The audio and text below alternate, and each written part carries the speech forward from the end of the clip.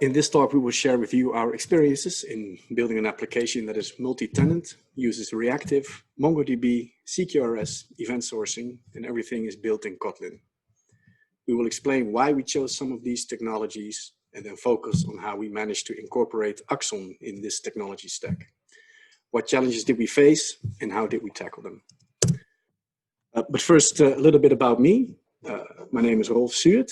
I am working at 4Scouts for about 7 years now. I have over 13 years of experience in software development, mostly JVM languages. I'm a full stack developer. I'd like to do the front end and the back end side of things to implement features from front to back. It's very satisfying for me. I've been using Axon framework since 2014 as well. 4Scouts actually introduced me to Axon framework. I love cats, but sadly my girlfriend and son are allergic to cats, so I have no cats, but it's okay. Our website is 4scouts.nl and our Twitter handle is also 4Scouts. If you want to ask me any questions after this presentation, there will be a chance, of course, to ask me some questions, but after the conference, you can contact me through these means. So a little bit about 4Scouts. We help technology-driven companies to keep operating at peak performance through coaching. Our starting point is understanding what you want to accomplish, and then we'll help you organize teams around your business outcomes. And we will coach these teams to do this in ever smarter ways. Keep iterating not only on your software, but also on your teams. Because we believe that you deserve a great day every day. A couple of our customers are listed here. We've used Axon framework at most of these customers, maybe even all of them. So we are well versed in Axon framework. So today the talk is going to be about a product that we developed for Fringe Company, one of our customers. Fringe is a company that does educational software. They build software for schools that help students, follow courses, do the presence lists. They make the schedules for what class is and tracking grades and all kinds of stuff related to educational software. It's 15 years of PHP development. I asked the guys actually earlier this week, and it's getting close to 17 years of PHP development. It's organically grown, so it's a lot of code. And the thing is that it's tender-based, meaning that customers can put out a list of requirements that Fringe tries to satisfy with the product that they have. But every client thinks they are unique. So per client, they're building little bits of specific code in the code base, which leads to a very messy ball of mud after 17 years. And another problem that they have is that new rules and regulations apply every year because education is partly driven by the government. So these rules are subject to change all the time. And the thing is that when they try to implement new rules, the old rules would break. And this is where we thought Axon would be a good fit for them because of the whole event stream being your single source of truth. We thought that when new rules apply, that means new events apply, meaning that the old rules should still work with the old events. And they are very database oriented, meaning that they don't really think about the business processes of the customer, but more about what tables do we have and how can we shoehorn, this little feature into the tables that we have and hopefully, make it work for the customer. So apart from building a new backend for them, we were also building a new front end, an Angular app, but we decided that we should leave that outside the scope of this talk, or else it will take quite some time. So perhaps you've seen the very long acronym that introduced this talk. It's basically a combination of all the technologies that we've used in the stack, and we introduced it kind of as a joke. But in this slide, I'll try to explain what all the little letters stand for. So first off, we have the multi-tenancy part. We wanted the application to be fully multi-tenant because, the Fringe Company has a bunch of schools that are all a separate customer. They all want their own data. So the app has to be multi-tenant.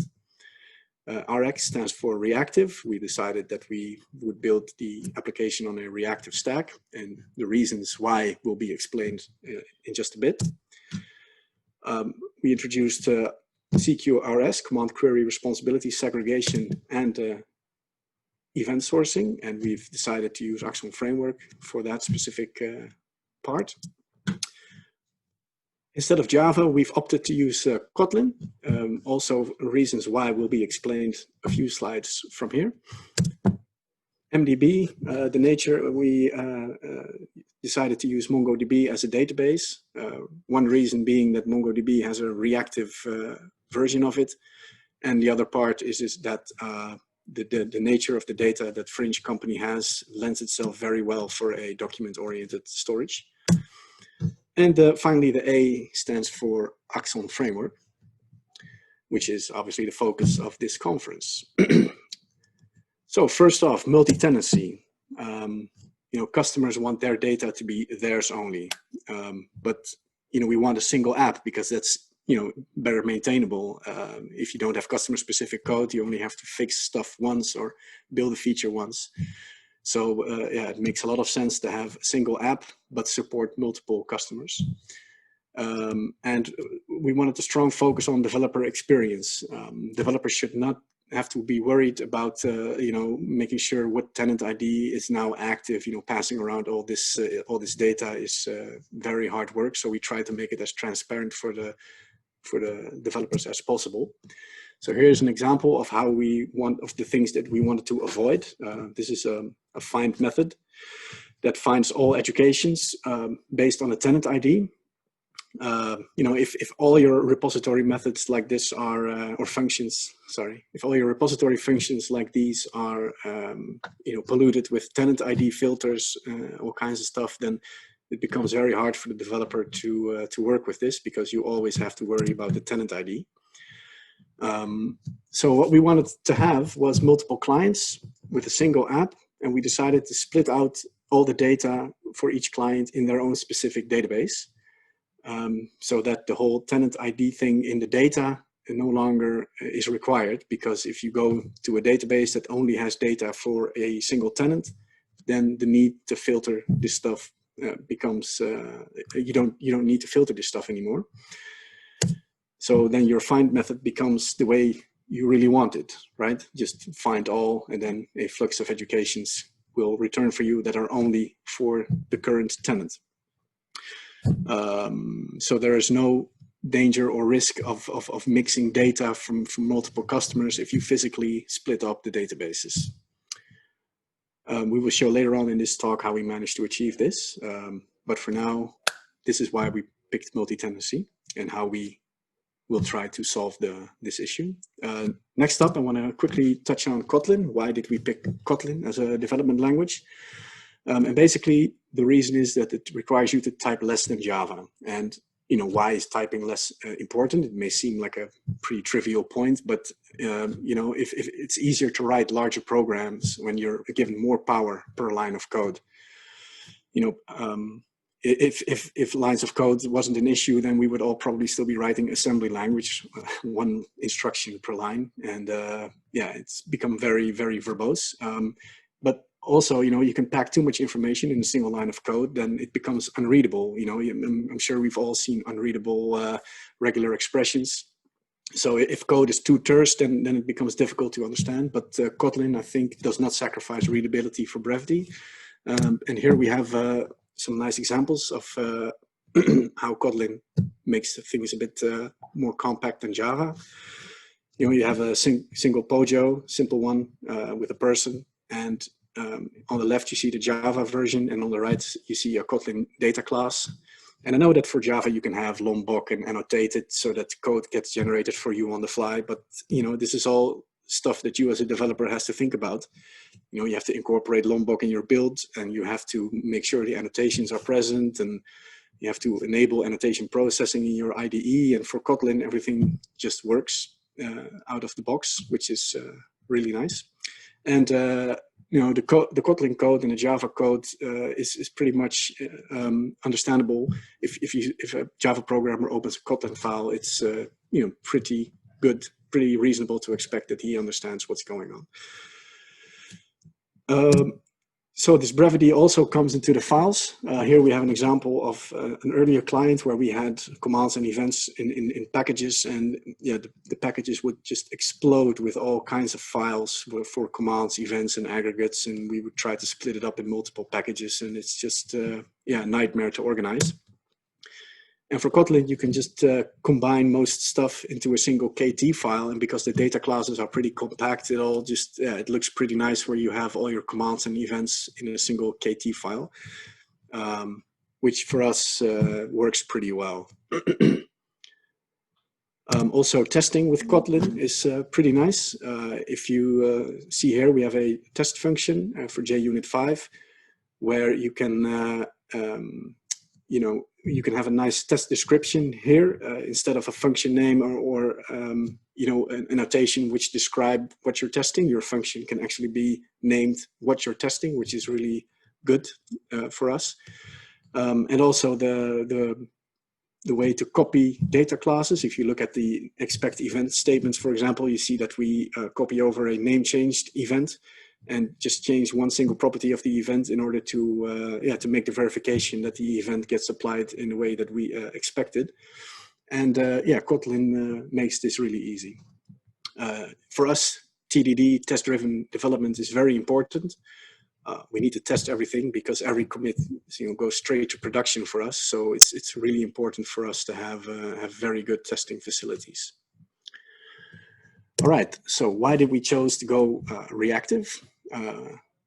Well, the thing with reactive is that it's non-blocking. You know, you don't have threads waiting. You know, less resources required. Low memory footprint. There's a high throughput, so you can process a lot of messages per second, which makes sense for us with the whole, you know, commands and events getting applied through the system at all times. The application stays responsive, so you know there's always a clickable web app. You know, there's always REST controllers ready to react to whatever command you're, whatever request you're sending to it. And the cost reduction was a very important aspect to Fringe Company because at this moment they have between 10 and 50 instances depending on the load on the platform. And you can imagine having 50 instances up in Google Cloud. It really ramps up the cost, and yeah, they were keen on decreasing the cost of their cloud facilities.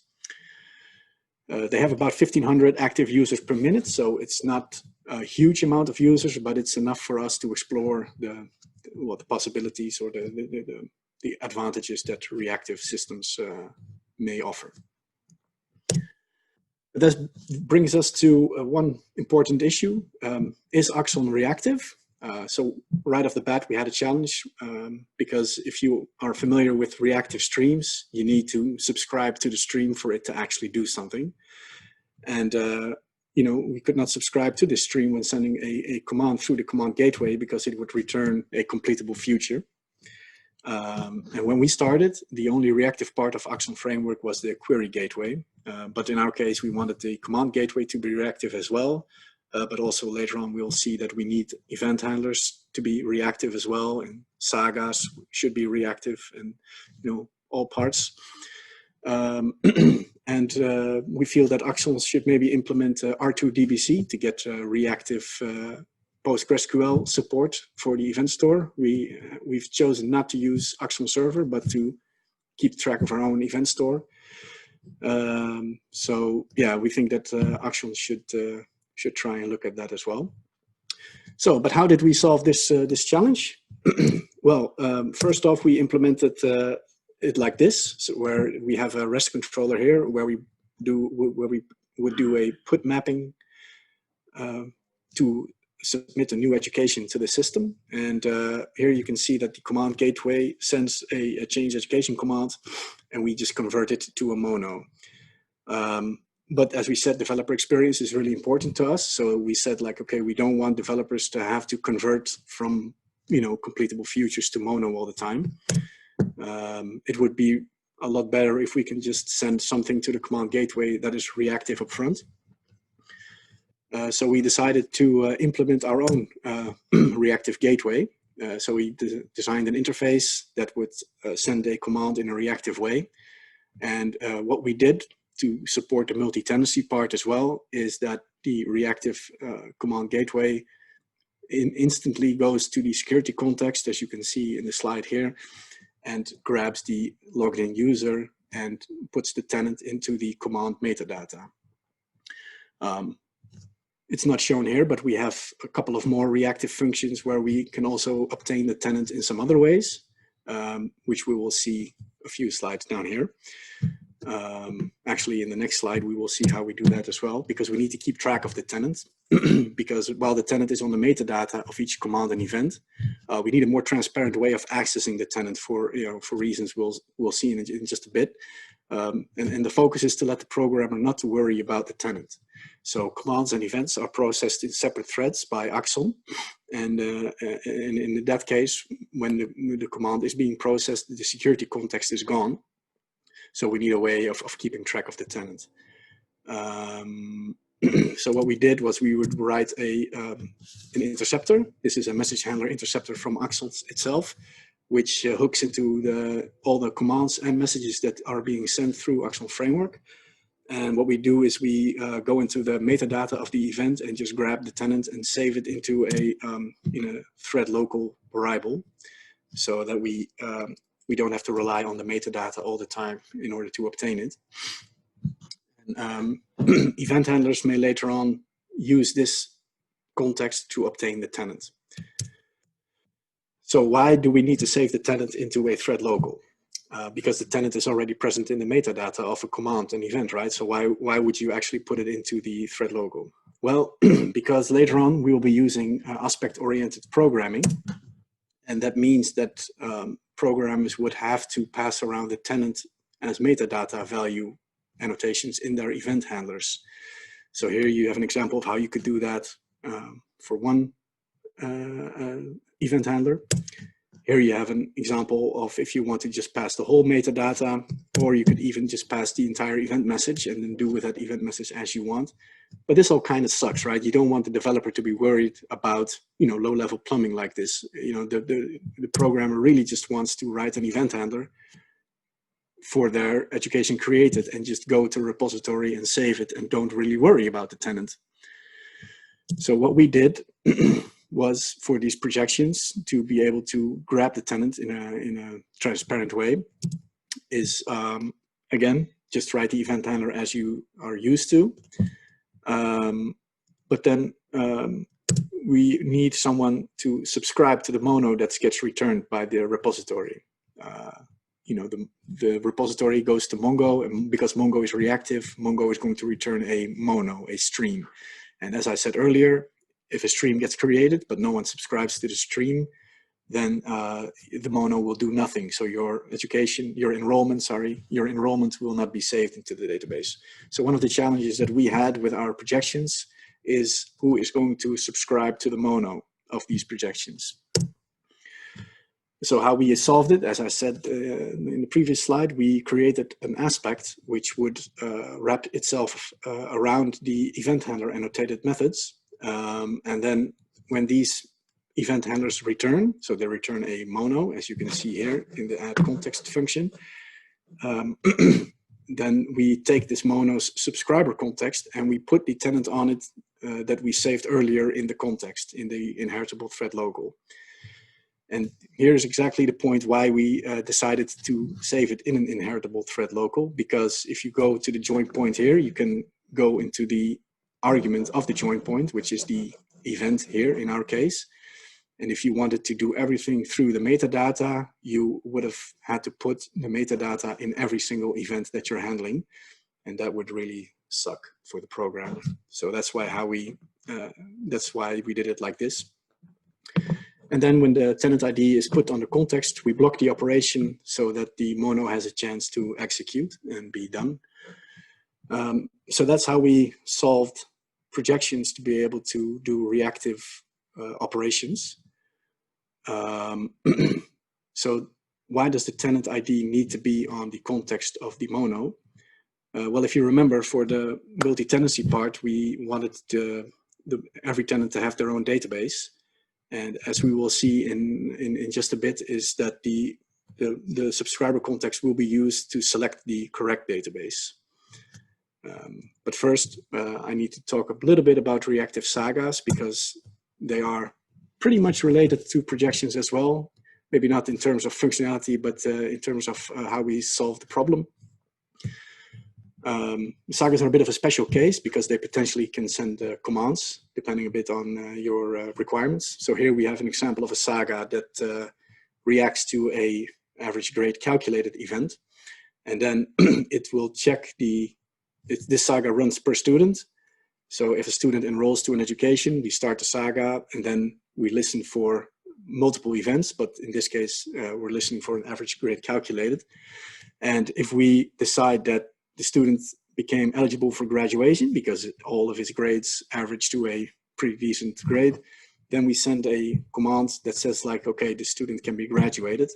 And this also goes through the command gateway and returns a mono. So we need something to subscribe to this mono as well. And we solved it pretty much the same as the previous slide. We decided to make an aspect that listens for saga event handler annotated methods and subscribes to any mono that results from that. So as I said, we're putting the tenant ID on the subscriber context. Why are we doing this? Why is this needed? Well, it is to make this image that I've shown earlier, it is to make this possible. We have multiple clients with a single app that connects to multiple databases. And one requirement that we also wanted to satisfy is that, once a new client joins the system, let's say client 4, we don't want to do all kinds of provisioning and spinning up new databases and going, creating schemas and all kinds of stuff manually. We want the system to be able to do it just on the fly, a runtime solution, basically. So the first challenge was to separate MongoDB databases per tenant.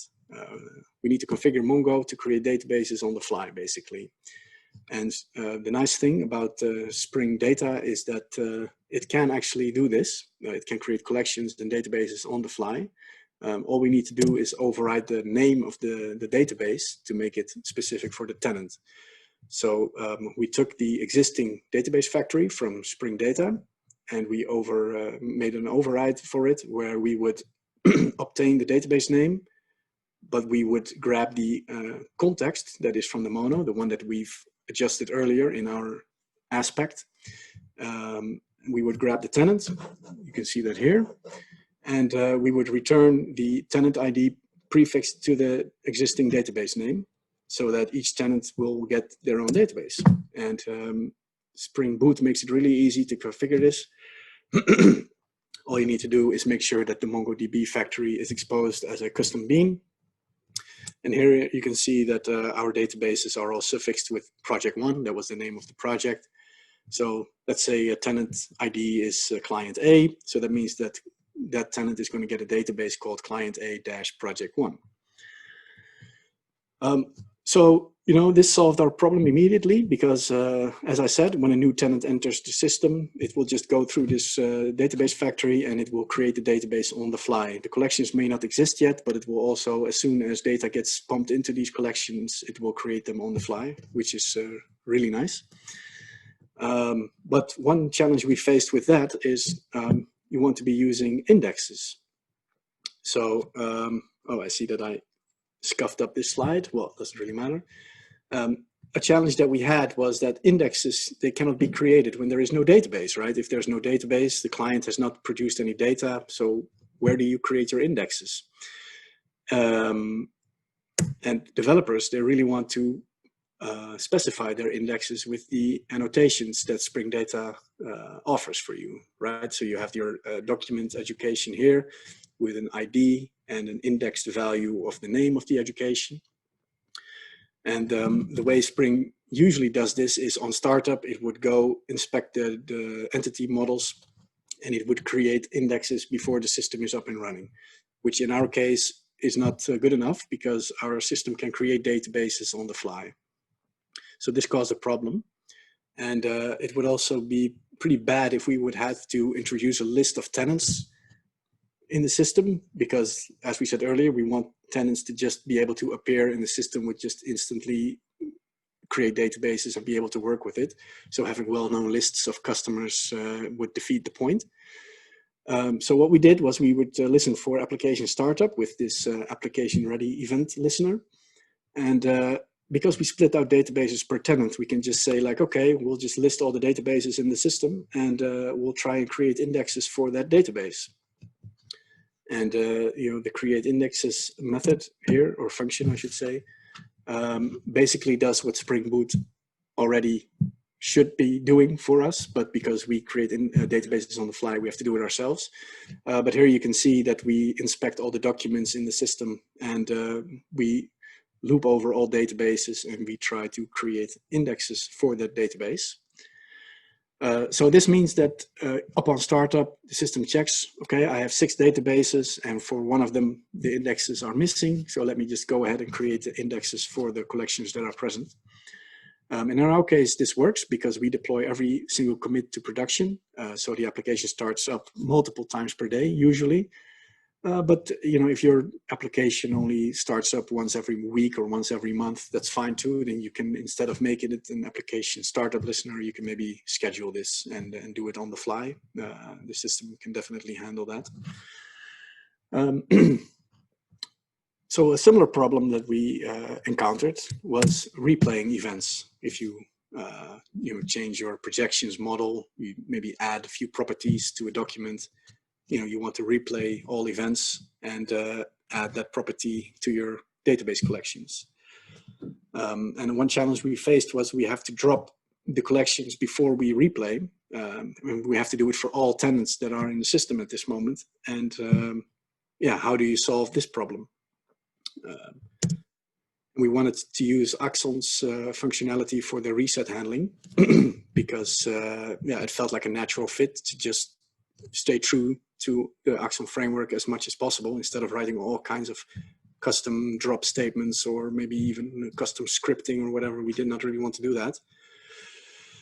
So what we did was we write a perfectly normal reset handler, where we would, in this case, this would be a reset handler within the student projections, and we would go to the Mongo template and just tell it to drop the whole student collection. Again, here you see that we have a mono that we return. So something needs to subscribe to this mono.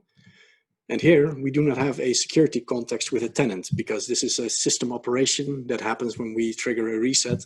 So we need some way to know for all tenants in the system to drop the collection.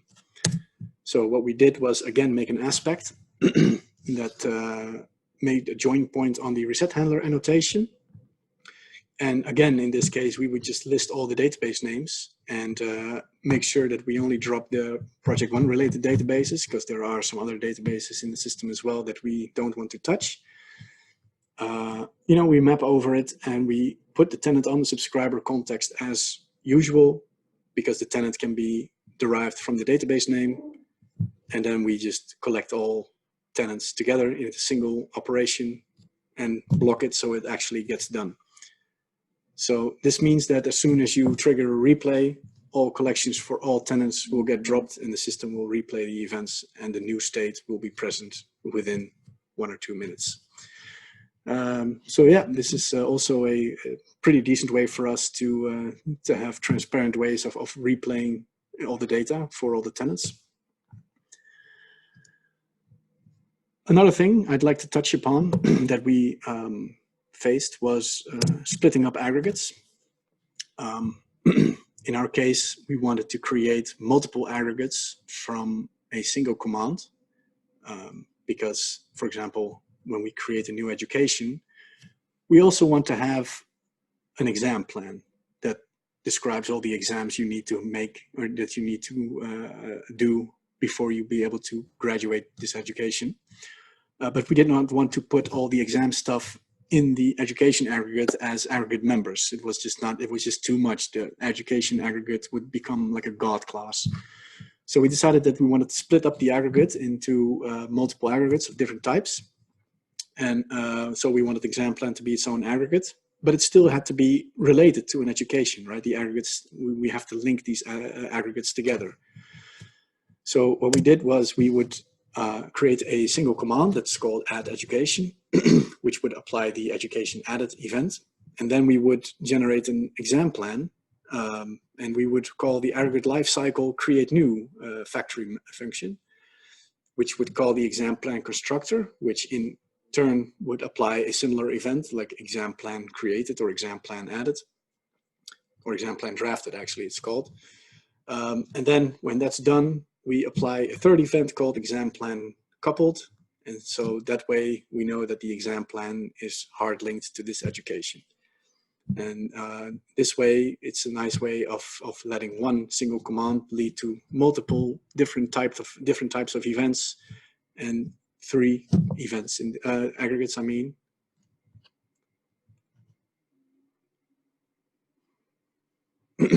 So this is a nice way of having a single command leading to 2 different types of aggregates and 3 individual events. Add education leads to education added, exam plan drafted, and exam plan coupled. And then you just have your exam plan aggregate where you can add exams, remove them, start grading papers, etc., etc.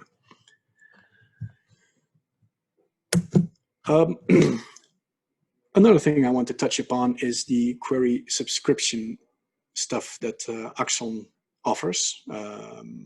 When doing a put or a post, you sometimes want to wait for the actual result to be in the database to return it to the API. So if you're calling a REST controller and you submit something and a command gets dispatched and you want to return maybe the resulting education, for example, or when you're grading papers, you want to let the system process everything and then return maybe the actual grade that gets persisted in the database, whatever requirement you may have.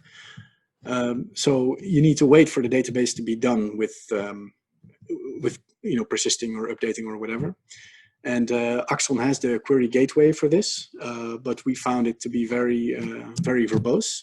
So what we did is we made a little wrapper around it that we'll show you in a moment. But what we wanted to do was just go to the command gateway, send a command, in this case a grade exam, and we wanted to flat map over it and then tell some sort of subscriber to await the creation of a grade document with a specific result ID. And this way the stream would just wait until the subscriber emits a new grade, and the REST controller would return this grade, and then the front end could do with it what it needs to do. So how would you emit the grade creation? Well, here you have a single event handler in the grade projections, or exam plan projections, I guess this is. And we would go to the repository and add the grade to the student. And then we would have the same type of subscriber emit a new grade instance that is persisted in the database with a specific result ID, so that the subscriber knows which awaits to trigger. So here we have the subscriber that we've shown in the previous slide. It incorporates the query gateway of Axon and the query update emitter of Axon. And well, here you see how verbose the query gateway is for Axon, and that's why we wrote a wrapper around it, because it's very hard to write proper tests for this, and because we just wrapped it in our own little component, it's easier to mock and to set up expectations and that kind of stuff. Yeah, this is a really nice way of sending a command and then waiting for the database to do its thing, and then be able to return the result to the user without having to pull or to refresh the application or whatever. So, wrapping up, we've touched upon a lot of subjects here, not just Axon related, but I feel that in a modern system, it's the sum of all parts that makes something great. So I hope some of the stuff didn't veer across too far away from what you were hoping to get from this presentation. So the multi-tenancy part, it worked out pretty great. The fact that customers can feel safe that their data is theirs only in their own little private database is very valuable to them. And the developers, they don't have to constantly worry about what tenant is active. So we feel that that's a huge plus point. We're still not sure if Reactive was the best choice for us at this moment, because the product is actually in production, but there are only a few customers that are actively using it right now, and it's not enough to say that Reactive really has its benefits on the low memory footprint and the high throughput, because we simply do not have enough traffic going on just yet. We do believe it will become more and more important, and probably the obvious choice in the future for new systems to support the reactive stack, because with the whole microservices getting more and more popular, we definitely feel that reactive systems is a lot better. But for this specific customer, the jury is still out. The developers also have to learn how to work with these reactive streams and stuff, and then the investment of teaching these programmers how to do it versus the cost reduction. It's still something that we're looking at, if it was worth it or not. CQRS and event sourcing is embraced, and they really like it. The single source of truth, eventual consistency, all these concepts are definitely something that they feel that is important and really useful to them. So that was a good thing that came from the product. Kotlin as a language is also very, very nice, very productive and expressive, and we feel that you should try it once and see if it's something for you, and we'll think you really like it. The team had mixed feelings about moving towards a totally new technology stack. Like I said, they were used to PHP, MySQL, and some HTML stuff. So going to that, to this whole new technology with Kotlin, with MongoDB, Reactive, Axon, and all these new concepts, and let alone that's the backend, right? We also have the front end that they now have to learn Angular with the whole TypeScript thing, and we have RxJS in the front end as well for them to learn. And it's a ton of new stuff, and their heads kind of exploded, and it may have been a bit too much for them to digest at once. So yeah, that's what I had to share with you guys. Thank you very much for your time. It's a bit weird to pre-record it like this, but I hope you've learned something. And if you have any questions, then feel free to contact me. The ways are in this slide here. Thanks very much.